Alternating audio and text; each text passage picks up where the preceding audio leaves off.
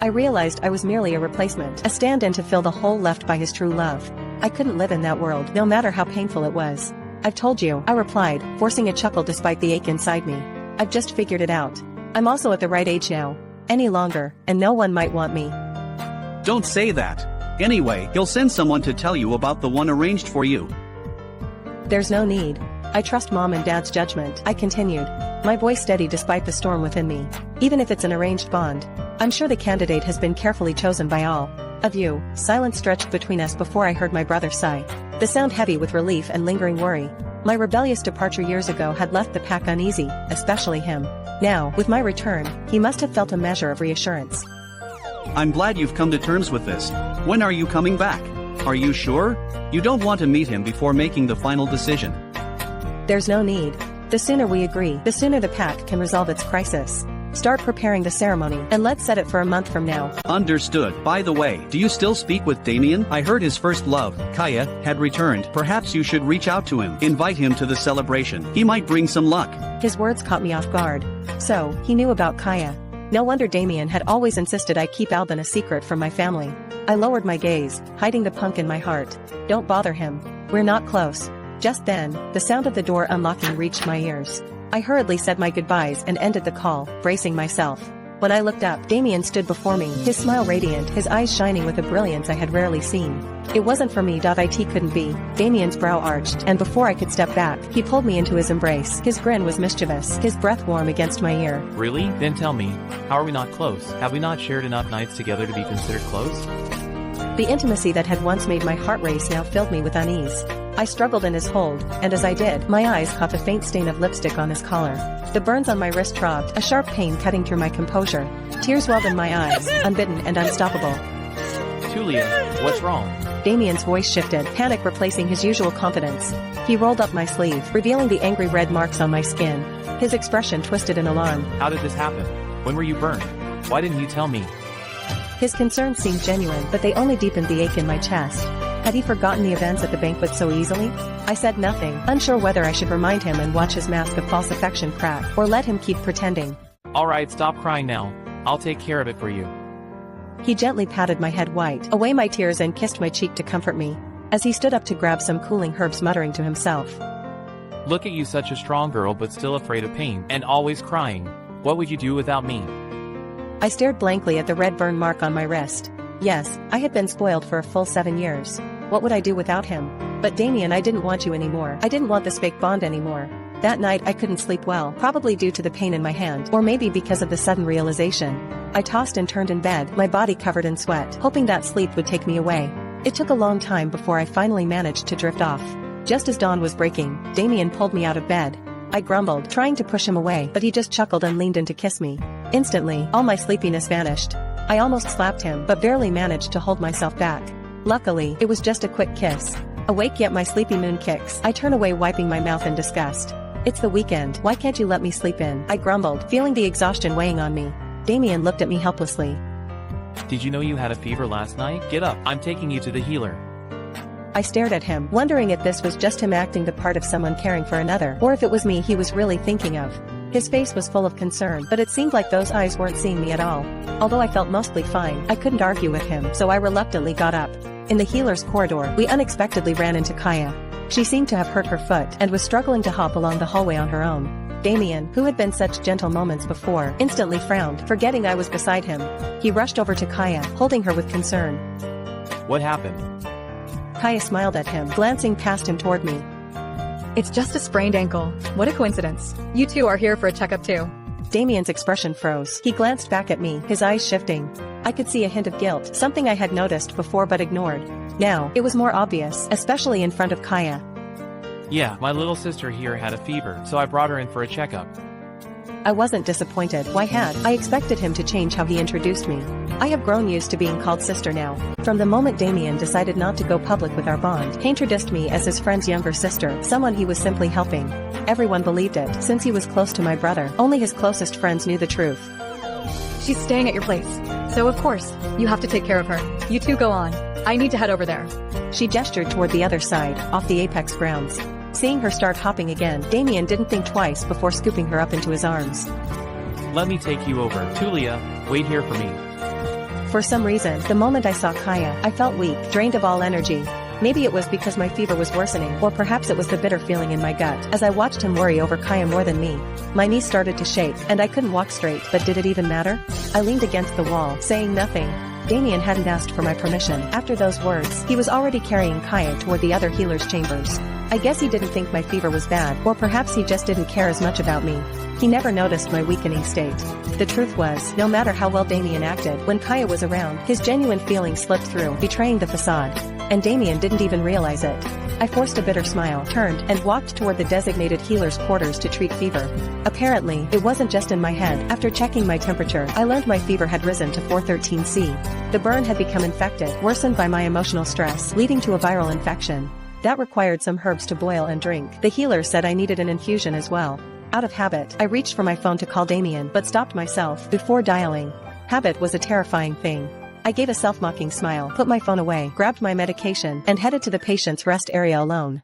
The morning dragged on as I finished the herbal medicine and infusion prescribed to me. Dizziness clouded my mind, and I could barely stand, nearly stumbling after a few unsteady steps.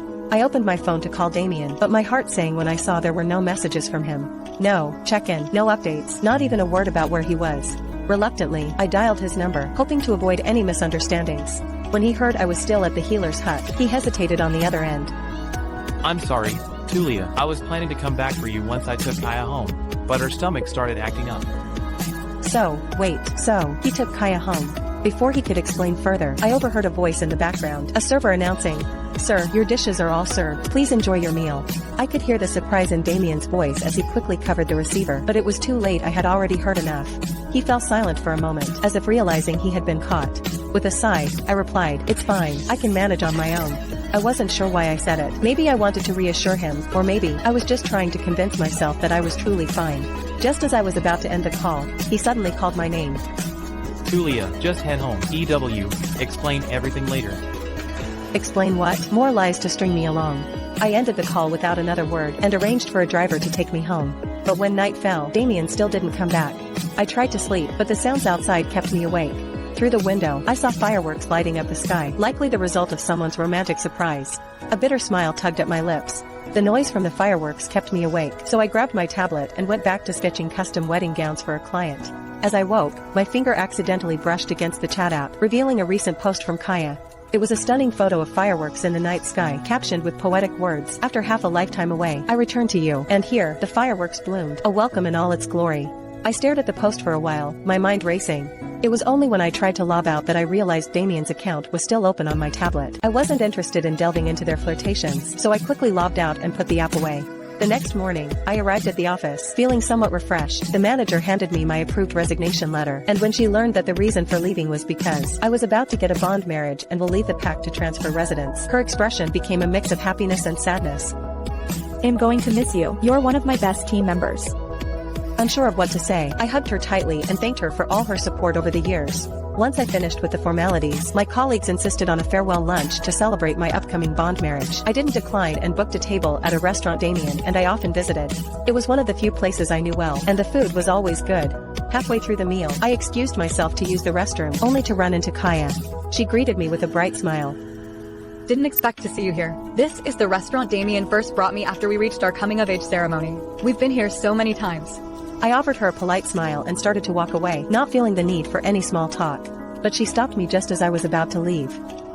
I noticed last time that Damien always rinses the shrimp in water before peeling it for you. Do you also not eat spicy food? The word also made me pause. The truth was, I did enjoy spicy food, but every time Damien peeled shrimp for me, he insisted on rinsing them in water. He always said it was better for my health and not to eat too many spicy foods. I had always assumed he was just being considerate.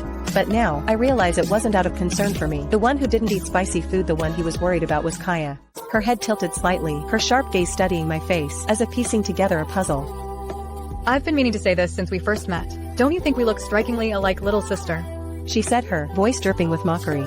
Shock rippled through me and my breath caught in my throat. My eyes darted to the nearby mirror, unable to stop myself from comparing us. At first glance, the resemblance was undeniable. The same hair, the same eyes, even the tilt of her jaw mirrored mine. Humiliation and fury churned in my gut. It had always stung to know I was nothing but a substitute in Damien's life. But realizing I had been groomed to look like Kaya, the real object of his affection, shuddered something deeper inside me. Under her triumphant gaze, I felt my composure crack. My wolf stood uneasily, sensing my distress. Unable to bear her presence any longer, I turned and fled. Back in the private dining room, the warmth of my colleagues gradually thawed my icy blood. Their laughter and kind words almost helped me forget the sting of Kaya's taunt. But just as I began to set the encounter aside, the door swung open with a forceful thud. Damien stood there, his eyes scanning the room until they locked onto mine. For a moment, he froze, his expression a storm of restrained fury. Without a word, he clenched his fists and barked my name, demanding I follow him outside. Confused, I obeyed, only to be met with a sharp slap in the dimly lit corridor. It was the first time he had ever hit me. I stared at him, disbelief and hurt coursing through me. But there was no guilt in his eyes, no regret, only raw anger. Why did you push Kaya? You knew she had a twisted ankle. I told you I'd explain everything when we got back, but you couldn't wait, could you? The sting of his words hurt almost as much as the slap. Out of the corner of my eye, I saw Kaya hobbling toward us. Her shirt was rumpled and stained, her movements deliberately slow and pitiful. As I opened my mouth to defend myself, she suddenly stumbled and fell with an exaggerated gasp. Damien immediately pushed past me to reach her, cradling her trembling form in his arms. His touch was tender, his voice filled with concern. I told you I'd bring her over to apologize. Why did you leave the room? Kaya shook her head, tears welling in her eyes. It's not a big deal. She didn't mean to hurt me. Don't be so hard on her. She whispered, her words a faint plea. Her gaze flicked at me, but her tone softened as she added, If her brother finds out you hit her, it might hurt the alliance between you two. At the mention of my brother, cursed, Damien's expression faltered briefly, but his resolve quickly returned. Her brother entrusted her to me. It's my responsibility to correct her when she's wrong. A bitter laugh escaped my lips before I could stop it. Wrong? What exactly did I do wrong, Damien? Even in a packed trial, there's evidence before passing judgment. But here you are, convicting me without proof. Is this how you lead your pact? There were no cameras in the restroom, Talia. You knew that and thought you could get away with it. I stared at him, stunned by his blind conviction. No cameras, I scoffed. Then how can you be so sure it was me? Why would Kaya lie? She's not that kind of person, and I am. My voice trembled with the bitterness of betrayal. 7 years. 7 years I had stood by Damien's side through every storm and triumph. Yet in the face of Kaya's tears, all those years meant nothing. Her word alone outweighed everything we had built. Realizing there was no point in arguing further, I turned away. Believe whatever you want, I muttered, my voice hollow. Damien's angry voice followed me as I walked away, ordering me to stay. But I didn't look back. The mark of his slap still burned on my cheek, a cruel reminder of my place in his world. Returning to the dining room wasn't an option. I didn't want to ruin the mood for my colleagues who had been nothing but kind to me. Instead, I went to the front desk, settled the bill, and sent them a message something urgent came up. Enjoy the meal and drinks, it's on me. With that I left, the weight of the night pressing heavily on my shoulders. Dragging my tired body back to the home I'd shared with Damien for 7 years, I stopped and took a long, somber look at the place that had once been my sanctuary. It was a place I'd never been before. Dragging my tried body back to the home I'd shared with Damien for 7 years, I stopped and took a long, somber look at the place that had once been my sanctuary. It was almost laughable now. Back then I'd been so sure I would spend my life here with him. Now, that belief felt like a cruel joke. Every corner of the house carried memories of us, moments that should have been comforting. Instead, they sliced through me like 1,000 knives, each one sharper than the last. The pain was unbearable because deep down, I knew this home was never truly meant for me. Wait, did she just get used as a stand-in? Watch to see if Damien's love was all a lie. The twist, Kaya's back, and their secrets spill fast. Why does he keep pushing her away? Tune in to find out. Will she expose the truth? Her world is crumbling, but maybe she'll rise. Keep watching to see her journey of betrayal, discovery, and finally taking back her power. And if that is not enough, there is a hidden twist about her past you'll never see coming. Don't miss it. Head back to the home page to binge all episodes now.